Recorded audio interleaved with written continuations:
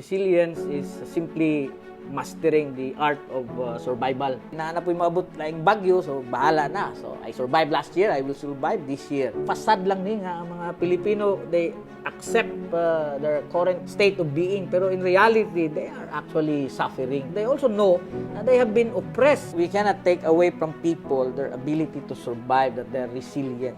But fact of the matter is, of course, also that is being taken advantage, as you said, by those who are in positions of power, and be taken advantage of insofar as I no longer question those people who caused my downfall. Maayong adlaw, welcome to the program sa reaksyon at diskurso sa Rise, Strike, Rad. Today we will be discussing about the Filipino resiliency, and to help us discuss about this topic, we have here Christopher Ryan Mabolok. He is the Associate Professor at the Ateneo de Davao University and Visiting Professor at Silliman University. He is formerly a Fellow in the ASAP Yale Global Justice Program. He finished his doctorate at the University of San Carlos, maxima cum laude.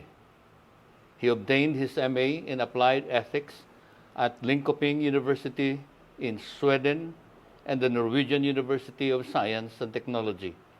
He was trained in democracy and governance at the Konrad Adenauer Stiftung in Bonn and Berlin, Germany.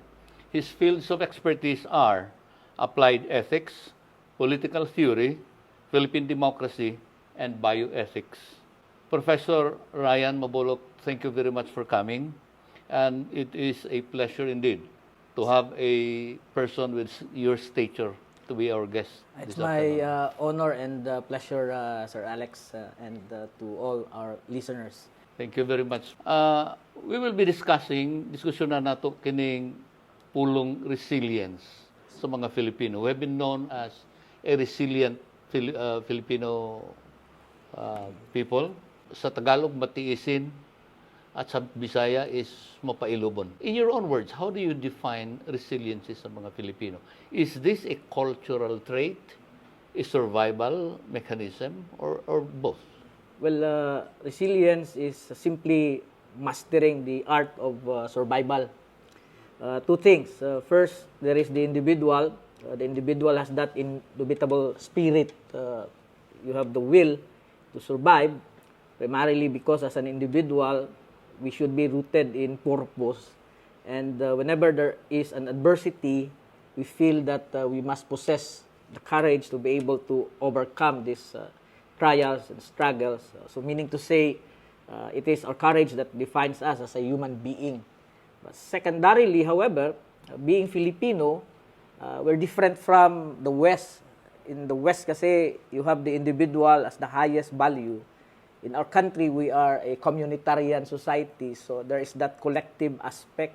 So when you talk about struggle, survival, you have your family at your back. So meaning to say, there's that aspect of culture, so that you can adapt, okay, insofar as you have your support mechanism. If you fail in a subject, how would you feel about it? If you are an individual from the West, you'd feel bad about yourself. But in our context, nandyan yung mami mo will still support you. Of course, your daddy mo, pagalitan ka, but nevertheless, your father knows his duty. And so the child feels na there's a family that loves him, so he is able to overcome. Given its cultural context, it also translates to the societal realities of the Filipino. We have calamities every year. And so, we have this, mindset na I should be able to overcome these things. But primarily, sir, it has something to do with our religion also, kasi it's rooted in two things. Number one, faith. Yung bahala na, it means that my destiny is this. If I'm born poor, well, I should still be happy and accept life. Secondarily, there's also, and more importantly, however, while it's something that comes as an afterthought, our faith in God. You think that there's a God, something spiritual. All of these things come together, and that defines for us the concept of resiliency that we find, not only on social media, not only on TV, but in the actual lives that Filipinos live. Kiningingo na to nga resiliency sa mga Pilipino. Associate mo na to po ang bahala na. Yes, sir. Though niingon kakaganiha nga probably religion has something to do with it. Kaysa religion, maingon man tag, blessed are the meek, for they shall inherit the kingdom of God. Kini mga bahala na kinaiya or attitude sa mga Pilipino, nakaapekto ba ni siya sa ato ang bayanihan spirit?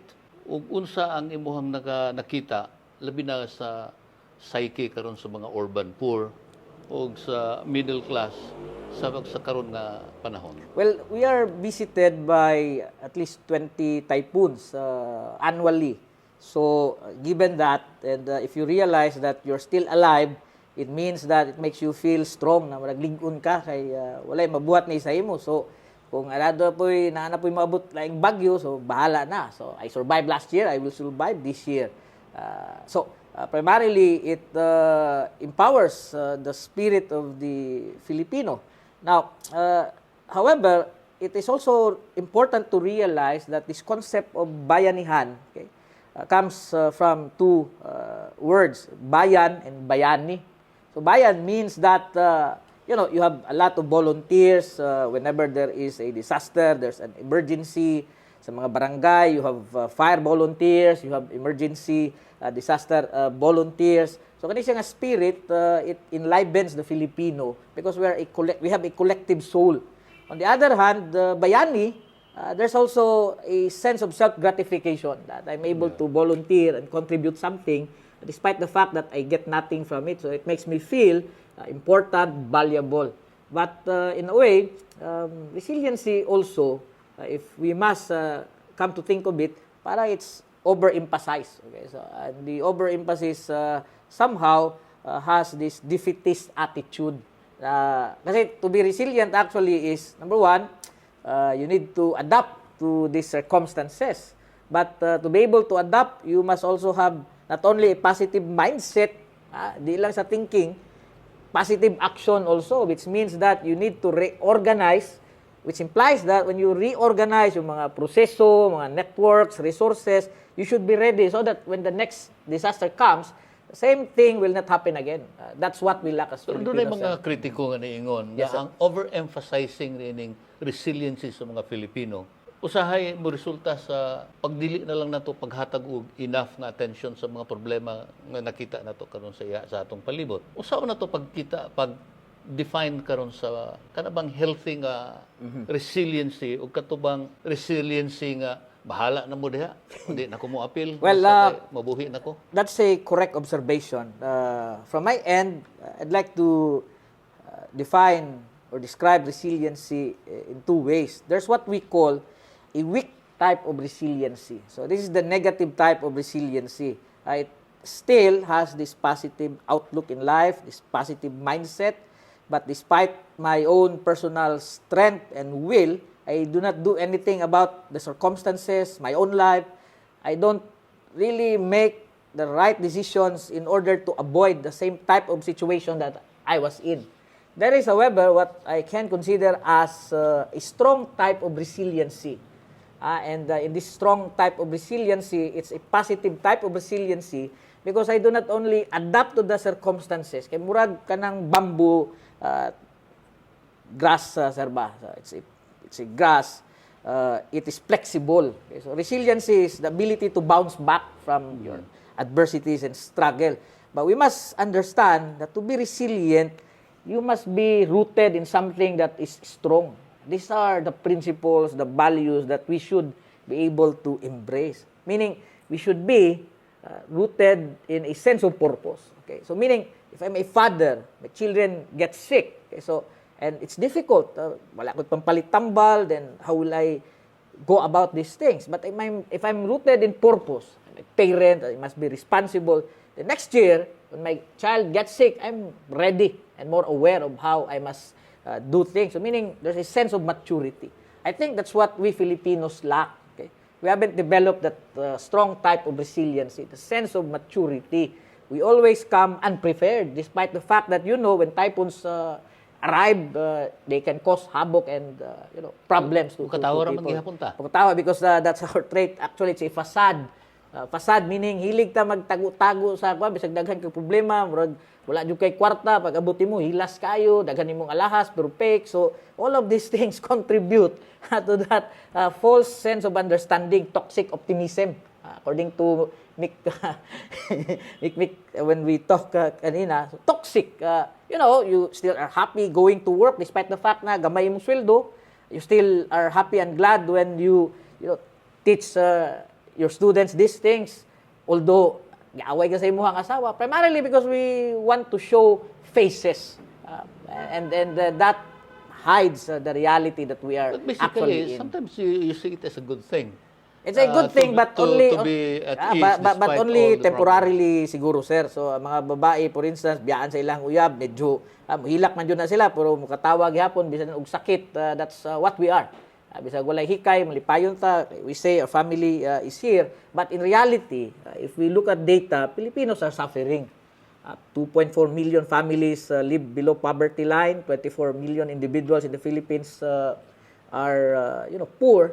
And that cannot hide the fact that Filipinos actually are oppressed, exploited by an unjust and unfair system. And Okay, basic stuff. let's go to the historical context of Yes, sir. being resilient. We were under the Spanish rule for more than 300 years. We are a colonized country. Do you think na doon ay relationship or connection ang problema nato karon sa kalisdanan o korupsyon nga nahitabo sa atong nasud? Well, if we are to understand that, we have to go back even farther, a bit. Okay? So we have what we call indigenous communities, indigenous peoples. Imagine these people, they have survived pandemics, they have survived 2 world wars. And that is despite the fact na they don't have modern gadgets, they don't have modern technology. Unsa bay ginagamit ani ato mga indigenous peoples, okay, ato mga IPs. It's being one with nature. We see them as uncivilized. That's how the modern world looks into these people.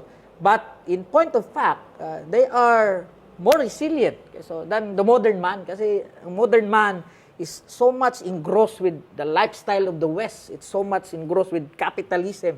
Emphasis niya is profit, income, and that results to exploitation and the oppression of the people. So when the Spanish came, they introduced Christianity. Christianity had a twofold function. The first is humanism. Okay? So Europe progressed, it developed, it attained its standard of living that's you consider as decent, dignified, insofar as the values of Christianity are there, respect for human dignity. While that is introduced, they came here, the Spaniards came to the Philippines to humanize the indigenous peoples.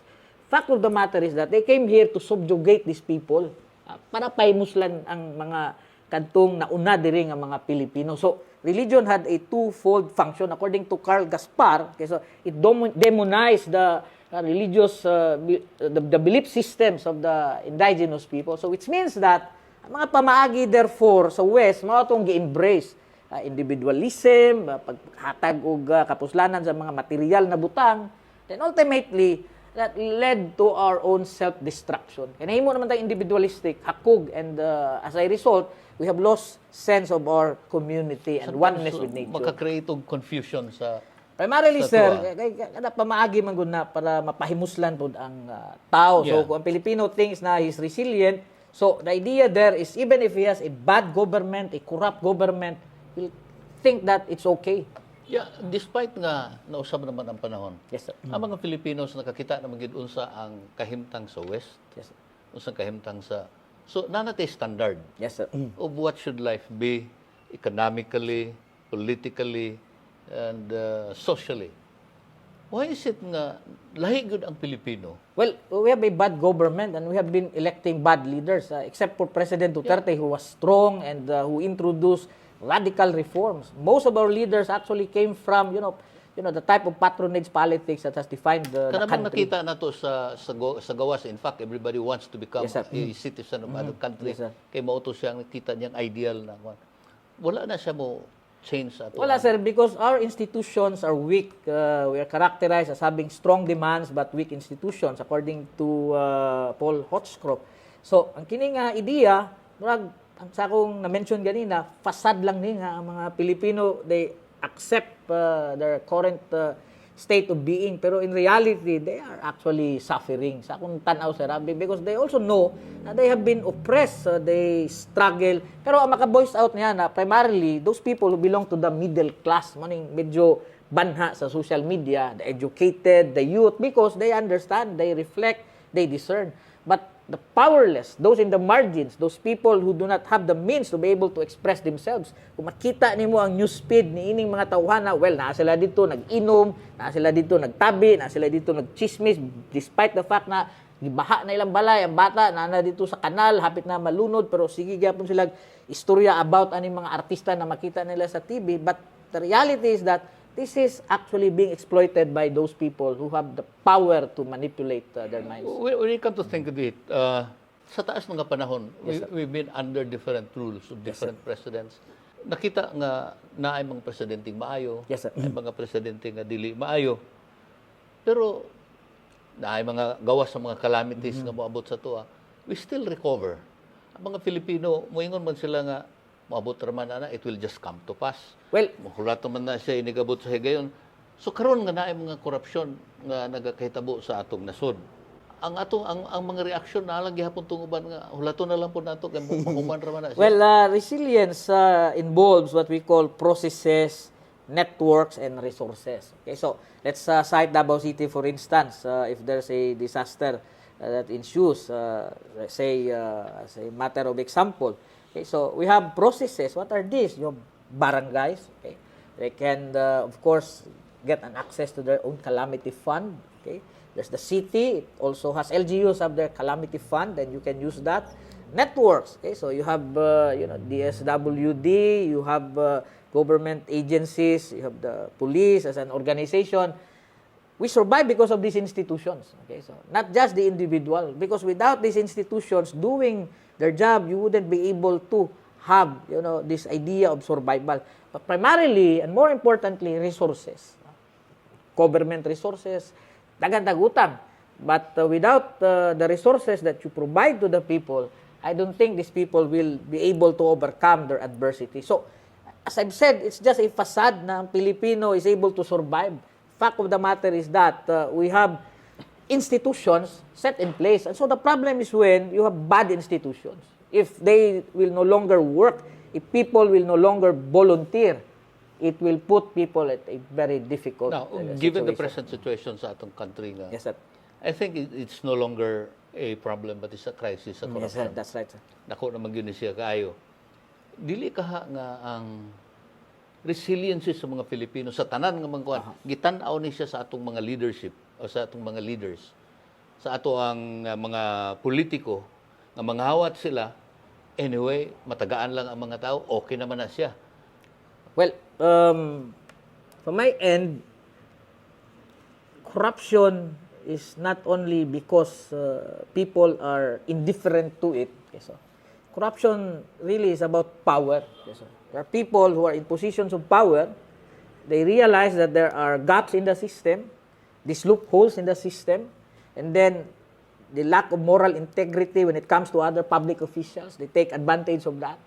And so, as a result, these very mechanisms are used in order to, in a way, make possible. Okay, so, politicians conniving with public works officials, and then you have these private contractors who are used as instruments in order to realize this type of conspiracy. People cannot do anything about these things. Do makita nato that resiliency has its positive sides sir. sa mga Pilipino. Dili ka nimo sa ang mga hinungdan nga we cannot choose better leaders. Kitagaan raman mo ingon raman Pilipino ato ra kumubuto og kinsa ra tong muhatag nako. Anyway, parihara man na silang tanan. This is really part of... Well, of course, sir, we cannot take away from people their ability to survive, that they're resilient. So, but fact of the matter is, of course, also that is being taken advantage, as you said, by those who are in positions of power so that they can perpetuate their position. And so, in a way, it's two things. Okay? So, it's good because as an individual, I can, matumba ko, mutindog ko. Okay? So, that's my ability to overcome any adversity. But on the other hand, it's also a negative thing because I can be taken advantage of insofar as I no longer question those people who caused my downfall. Okay. Let's go to the resiliency sa mga Pilipino. Yes, sir. Despite the aning, doon ay mga economic uncertainties na ginatawag natin.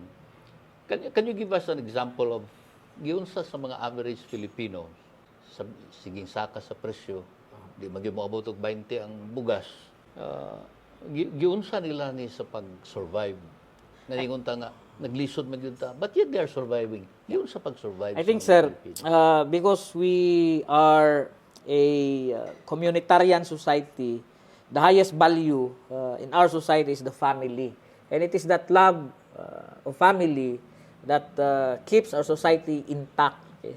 And so, primarily, it's because of that sense of obligation on the part of parents na I have children that I should be responsible for, that they're able to overcome these difficulties and trials. And so, in a way, it's about these collective values that we have that makes us, fight against all these difficulties. Parang padayon sa pakigbisog. So, kanang ilahang giingon sa advertisement na para kanino ka bumabangon. Okay? You realize that, kay trabaho, very menial job, so you don't find meaning in it, but why will you continue wanting to do that job? You're rooted in purpose to be able to protect the well-being of your family. So that gives you a sense of direction. So despite all these obstacles, impediments, and bad governance, you feel and realize na life has purpose, life has value, and so you go on and fight. Dili ka nga tungod sa resiliency sa mga Filipino, nag-change ang iyang perspective. Instead of looking at these things as a whole, unahon ko na lang akong pamilya, bahala na mo diha. Well, that's why, sir, I was thinking kanina, it's not actually just mere resilience, it's also self-sacrifice.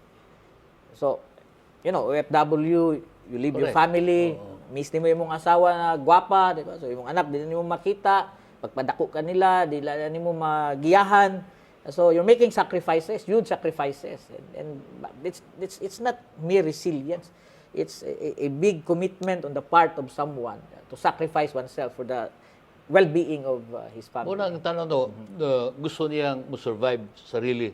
But the politicians look at it as resiliency. Yes, sir. Sakto, sir. Kay, in a way, this survival means that my own survival, my own fight is a fight for my own family.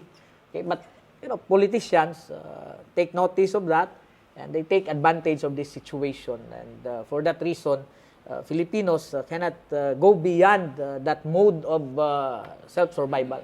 Arita sa kuan, Yes, sir. na naman ta sa digital kuan karon. In fact, we are already Yes, sir. using the digital method of making sure na mabuhi paghihapon ta karong panahon na.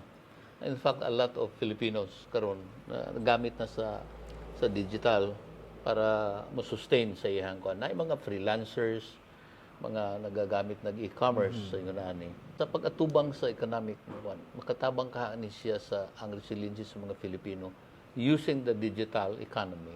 Well, we are in a globalized, economic order, and so there's no way of preventing the advent of modern technology, and that includes digital technology. You have information wars, but at the same time, you also have e-commerce that helps people, manage many of their entrepreneurial activities. It is helpful. I think we should be able to adapt to it insofar as it is beneficial. But at the same time, we need to forewarn people that it also has its negative impact. Kasi it has its addictive effect. This idea of consumer culture, parang because of that, you are always influenced in terms of your behavior kasi you are always hooked online, and then you have that tendency to buy because it has become impulsive. So it contributes also to our type of culture and values. Dili epekto ngadto sa katong pag-ingon nato nga unahon nato atong pamilya and being a bayanihan community. Siguro, sir, pangutan nato itong mga asawa na sige palitok mga items sa Shopee instead of us talking about that, di ba? Kasi, but of course, we love our wives, so we have to pay. Mao na naron. Now, arita sa resilience sa mga Pilipino in the face of corruption Yes, and sir. political distrust dining ato karon nga panahon. Dining corruption scandal nga nagakahitabo karon sa tua.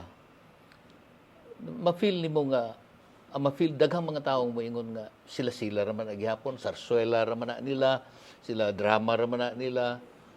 Wala sila gina-expect nga dunay mahitabo sa tanang mga investigation. So they feel powerless against the system.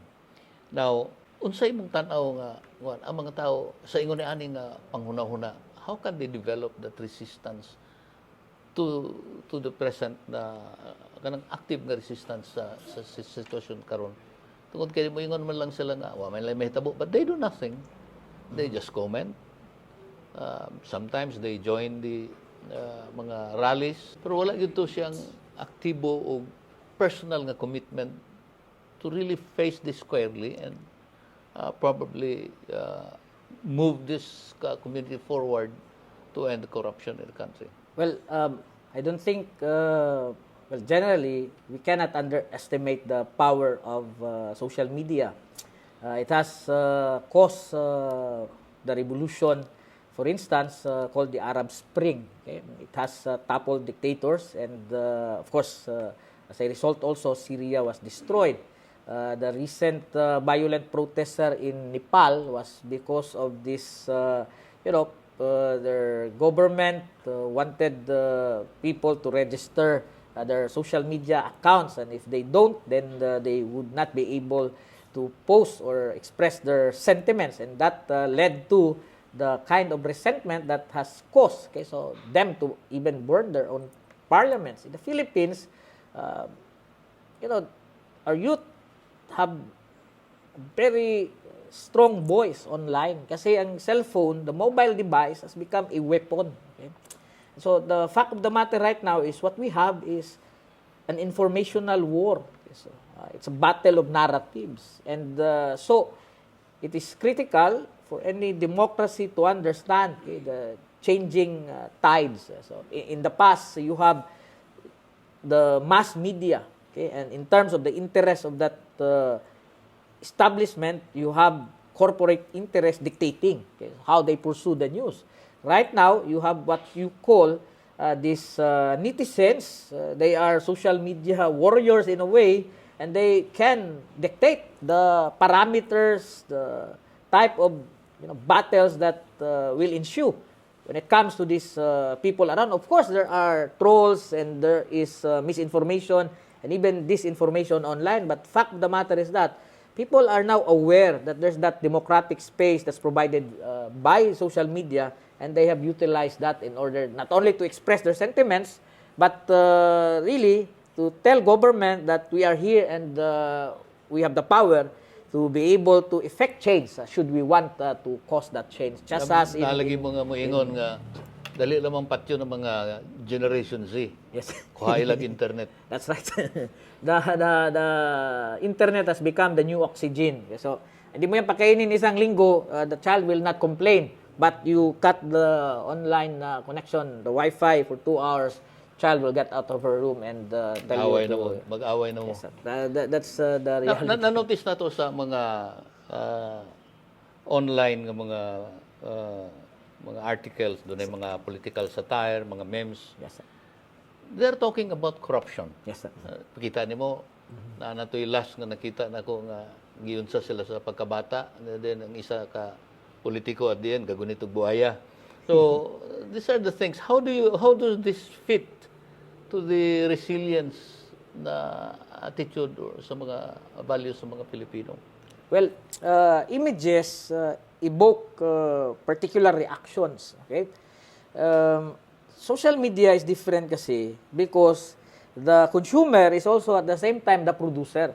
The content that you find in social media comes from the same persons who will consume it. So it's different when you talk about the usual products. You have the production and it's owned by somebody who has capital. And then you put it in the production line and then buyers consume it. In social media, what you actually consume is an image that is being built by the same type of communities that have their advocacies, ideologies, political struggles and principles. And so it has a lasting effect on the individual in terms of the framework of that individual. So that,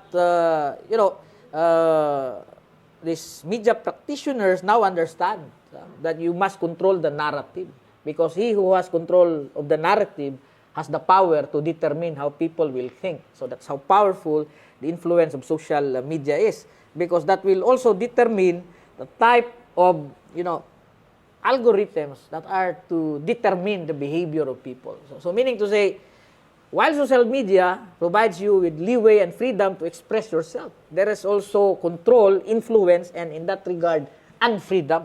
Kasi there are forces behind, and they determine the narrative that is to be consumed by the same persons who have produced the Being product. a person or Yes, a scholar in sociology, do you think this will lead to a meaningful change?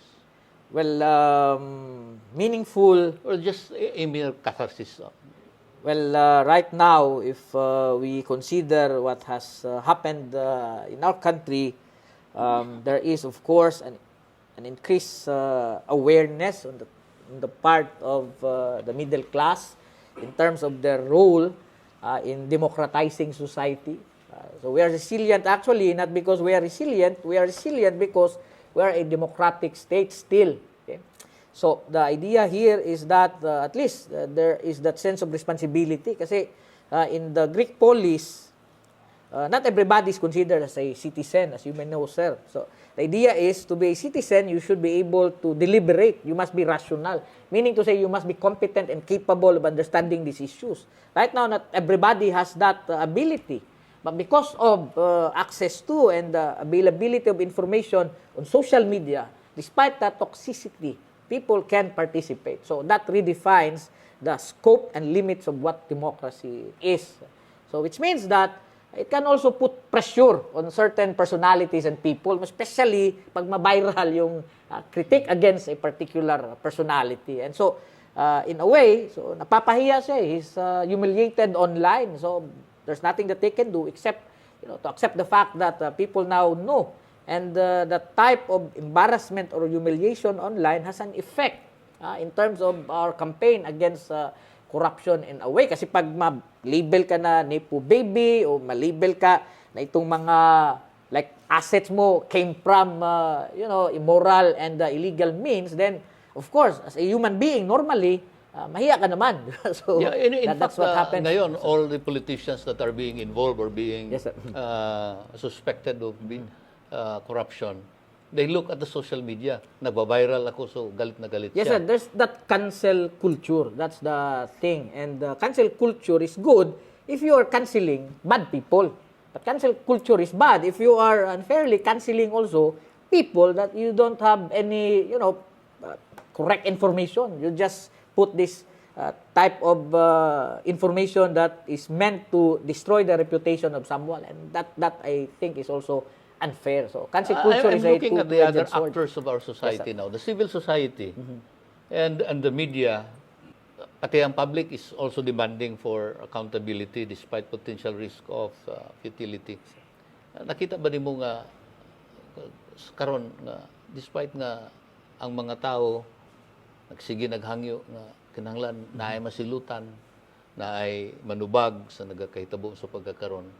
Pero ang uban moingon nga muro-muro lang yan. At the end of the day, nothing will happen. Well,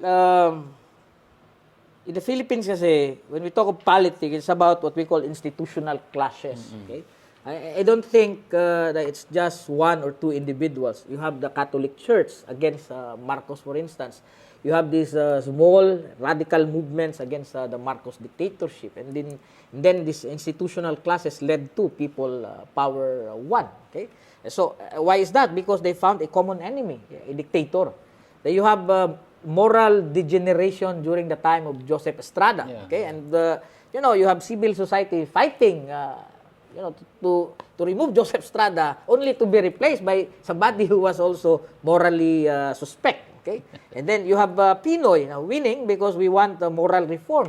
Yet there were also what we might consider as weaknesses during his government. And that led us to look for someone who is strong, radical, someone who will try to rectify especially the exclusion, the historical injustice against Mindanao. That led to Rodrigo Duterte. Social media was a critical factor in putting him into Malacanang.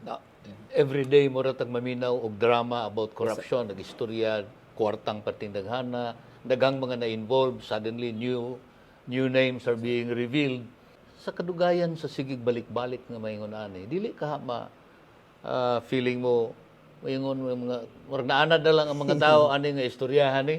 Mahimo nang cynical. Or do you think kung sa imong tanaw isip a practitioner sa sociology? Well, they have asa to- ang possible breaking point? Well, primarily, somebody has go to jail. Whether it's the mastermind, the boss of all the bosses, or a big fish must go to jail. Okay? Because ultimately, if that doesn't happen, then as you mentioned, there's a breaking point. Okay? So, during the time of Joseph Estrada, moral degeneration. Sa karon nga nakita nimo sa present situation, asa ka possible ang breaking point? Well, one problem is the ICI. They are less transparent. Tungod kay dili public ang ilang mga hearings. What are they hiding? So, I think if we really mean business and if we really want to put the perpetrators to jail in terms of this massive corruption, then people must have an awareness. Otherwise, you're putting barriers instead of Kanang pagtago-tago bridges. nila, can it cause a breaking point? Well, I'm not saying na ginatago nila, sir, but it's preferred na mas maayo na ilahang i-open. ipagawas, open para everybody can, realize that this is really a sincere type of initiative on the part of the Marcos government to, put to jail those who necessarily have caused this massive scandal. Yeah, sa istorya about Filipino resiliency ang iyang mga responses sa pagkakaroon. For example, si Mayor Vico Soto, naingon siya nga ang corruption karon part nganong nahitabo ni ang Filipinos, ang mga tao ra mismo. Do you agree? Well, it's partly right, but primarily I believe, sir, it's because of the patronage system. Those who are in positions of power take advantage of their position. They exploit the loopholes in the system, and because of the lack of transparency and the lack of moral integrity of some of our public officials, that has resulted to this type of massive, violation of the I want to economic rights pursue of that. people. Unsay naas ka sa una-una ni Mayor Vic Soto? Nganong ingon ana ang iyang explanation? Well, maybe he thinks as a local chief executive, of course, you are aware of the sentiments of the people, and he realizes that people have basic needs and then they prioritize that. But in terms of discussions pertaining to good governance, di man kayo ma-involve gud ang mga masa when it comes to that. And so primarily, if dili gud kayo ana ka lig-on sa pag-express sa imong sentiments against sa mga corrupt, then siguro mo na nakita po ni Mayor Vico na for the longest time, sige sa man itong mga predecessor or not necessarily sa Pasig lang, nakita niya na all of these bad things happen because ang tao, they did not really... They're partly to be blamed. I don't want to blame the people. Never in my philosophy do I blame poor people. Kasi they're poor na nga, i-blame mo pa sila. Correct. What I'm saying is that there's a problem in the system and, partly, people must do their share in order to make that system effective. Ngano malagi dinhi sa Davao? Dihang si President or Mayor Duterte ni-impose og firecracker ban sa anti-cigarette smoking in public places. Ngano man lagi nga nausaban ang kultura sa mga taga Davao? Well, it's two things, sir. Una, naay kahadlok sa taon. Hadlok sila sa balaod. Okay? And that is important. Ikaduha, they also love Mayor Duterte. Maong misunod sila. So, that's a very lethal combination against vices in this world. Kung usa ka bata, walay kahadlok sa iyahang amahan, badlungon siya, well, ang bata padayon sa pagbuhat og mga binuang. Pero kung ang bata nahigugma sa iyang amahan, well, of course, mutuo siya sa isulti sa iyahang papa. Of course, ang Estado, susama man na siya sa usa ka amahan na nagbantay o naggiya sa iyahang mga anak. And if citizens do not respect authority, well, there's no meaning to governance. Ang gihimo ni Mayor Duterte kaniadto nga pag bawala sa smoking in public places, pag ban sa firecrackers, so guban pa nga tighten sa control sa mga tao sa iyang mga bisyo, particularly sa mga ilimnon, sigarilyo, and anything, and a lot of things, nakadevelop man og culture sa Yes, sir. mga taga Davao. So does it mean to say nga kung ang imong leader dili mo tan-aw nga kinisala sa mga tao, but rather make something that ma-appreciate sa mga tao ang result, this will ultimately change Well, the resiliency. most of the time, they have this misconception about the former president and our former mayor na he's someone who is, unlike the others who are rather soft. Okay, so there is someone who is strong-willed. I think he's somebody who is simply effective in terms of his leadership because he has political will. To emphasize that there's the law. And we must be law-abiding citizens because without that law, you cannot manage the state. You cannot govern effectively. So political will and respect for the law are critical. So that Political will, and then people would not just necessarily follow if they see the benefit. No, they have to understand sir, para sa Then they kaning see the benefit and before they yes do sir, it. para nang mag-helmet ang usa ka driver sa motor siklo. Okay? Ang uban magunahuna mag-helmet ta kay basig dakpon ta sa pulis. But that's not the essence of the law. The essence of the law is to protect you. Okay? Kay kung ma-disgrasya ka, at least imong ulo di mabuak. People should understand that that is the essence of the law. The idea of effective leadership means that people understand, but at the same time, you're someone who has this ability to implement a no-nonsense regard for so that you achieve the objectives of what society is all about. People are responsible because unless citizens are law-abiding, you cannot have order and peace in society. Yeah. Daghang mga Pilipino karon gustong i-express nila ang ilang sentimento against corruption. Pero nagyapon tong fear nga basin og naay for example di na sila ma-appeal sa mga AKAP, sa mga AX kay taga-pikas ka na, di na ka mo-appeal niya na. Unsaon na to paghimo But there are of course different levels of threats like for instance from my end being in the academe I also have people who sometimes monitor me. I know of some people and that's a bad thing, but I tell my students that we have what we call freedom of expression, part of our democracy. And so in that respect, wherever you are, whatever your role in society, you must realize that you have to pursue that right because unless the individual realizes the value and meaning of that right, you cannot in any way contribute effectively to the good of gusto na human kong balikan society. tong gingon ni Mayor Vico Soto na Yes, sir. part ma-blame yun ani sa taas ka panahon ang mga katawhan. Kung sabay papel sa media sa tanaw nimo, kamo nga mga sa nasa academe sa pagsiguro nga ang accountability mabutang nato sa mga corrupt officials ug dili nato pwedeng ingnon nga sala man pud ninyo ngano namili mo corrupt nga official. The media, I think, should be less partisan. They must be objective. Focus on the issue, define the parameters of the public discussion, and then pose critical questions without insulting or disrespecting, for example, the persons that you are asking these questions from and draw opinions from. Because ultimately, it should be the truth that should guide people even in the pursuit of this. It's the same thing, whether in the academe, sa classroom, we ask this question. Di man pwede bookish lang ta pirmi ato pang example na sa libro because we have a primary example ang nasod nato mismo. It's suffering from all of these troubles, and so therefore ethics is important. Even the person who proposes to remove ethics is one who has been allegedly involved in this flood control mess. So how stupid can that be? Di ba? So in a way, di dapat madlook ang tao, sir. So, in the same way as gusto na ko kuha ng imong personal Yes, sir. opinion. Sa unsa ika-comment nimo sa gitawag nila streamline mainstream media sa issue nga nagakahitabo karon sa Pilipinas. Are you satisfied with well, the way naman good si Noam Chomsky, he has this book, Manufacturing Yeah. Consent. I So saw the it. type of mindset, of course, is influenced by corporate interests, and in that respect, Dili na kayo mo trust ang tao sa mainstream media because you have social media, it's raw. Okay, so makita nimo dito ang reaction, makita nimo dito ang mga comment, including trolls, so but of course politics is entertainment, di ba?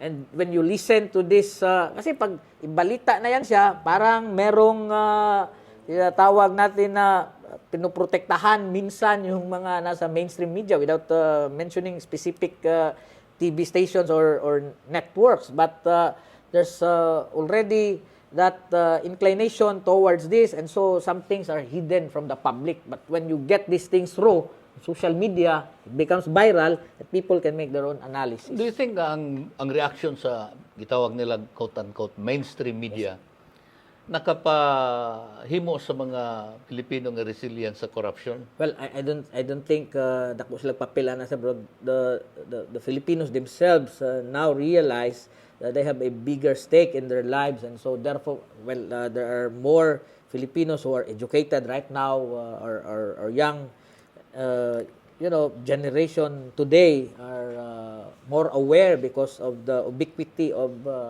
these platforms, and so they can now think of themselves as also critically a part of the solution instead of contributing to the problem. Isa sa mga nakita na to sa pagkakaroon is itong taas na to nga istorya, the long history of cultural conditioning.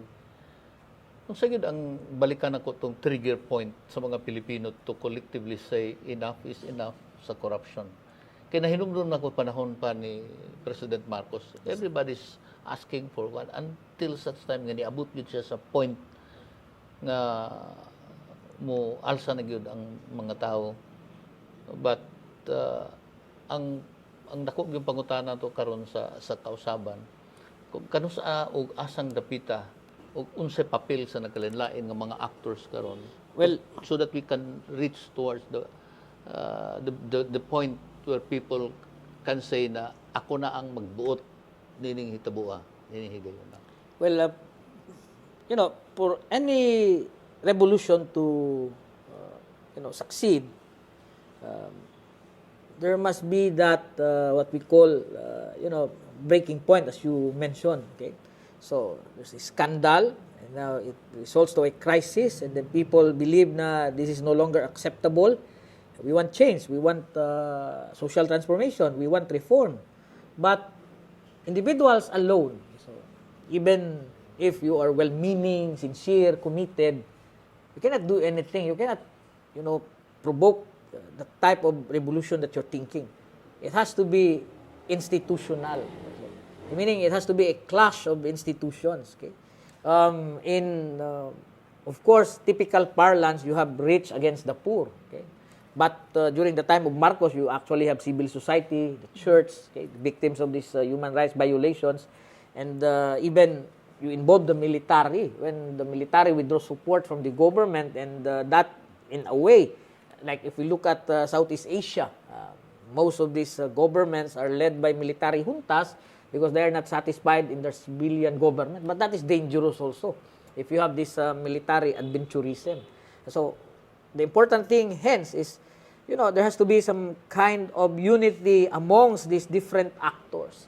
Without that unity, I don't think you can effectively lead any revolt in order to cause regime change. In reaching that stage of making people decide what they want, and they want to change the government if they wish to, do you really need the military to Not necessarily, but of course it's always a factor. At least if they remain, committed to the faithful to the Constitution, there can be peaceful regime change primarily. But of course, if any, say, president believes that he has the military at his back and it will support him, then that can lead to disorder also if he uses the military force in order to keep his position. So just like in many places in Southeast Asia, like Cambodia and Myanmar. But we hope na our military will remain faithful to the Constitution, and instead of But based on our experiences, the military is always there to put That's right, sir, because they realize to also give that final blow. that's true, especially during the time of President Marcos. Because Marcos, even Estrada. Estrada, yes, the withdrawal is crucial because without the military, a president practically is toothless. Yeah, we are talking here about the different actors Yes, sir. to help the Philippines to reach that breaking point. Sa inyo ha, sa academe, there's this unity kasi yung iba they favor this politician, iba they favor this advocacy, yung iba they favor this principle. So because they perceive you as favoring this type of politician, so they criticize you, not necessarily your arguments, and that is plain stupidity. That's unhealthy for any academic. So the idea is, I put my argument, you put your own argument, then let's debate. But if you criticize me as a person because you believe I support someone, but you cannot in any way counter my own argument, then that's weak. the crisis that the Philippines is facing today, nakita ba nimo ang pag-unite po sa academe toward in responding to that? I don't think so. Manila people, for instance, especially those from elite schools, they are typically, biased and prejudiced already against the former president. They do not listen, except for some people who are objective enough. Without that objectivity, you cannot find what the truth is about. Before we end this interview, how do we shift accountability back to where it belongs? Well, we have to strengthen our institutions, okay? And there must be moral integrity in government. Without our institutions doing their primordial task, as defined in the Constitution, which is to protect and promote the well-being, the welfare of the people, then that would defeat the purpose of government. So that is crucial. And if we want to put accountability back, people must embrace that sense of moral integrity. That being in government is not simply because there's some benefit that I can derive from it, but being in government means that I have duty and obligation to help contribute to the betterment of the How state. do we change that perspective sa mga leaders na to, or do we call them leaders, or kung mga gibutang na to sa pwesto, that even they themselves would even goes to the point of wanting to bend the law just to feed the public's clamor for. Well, as Ernest Hemingway said, it's pointless to be hopeless. We still have hope, but that hope comes from, of course, the new generation, the youth themselves.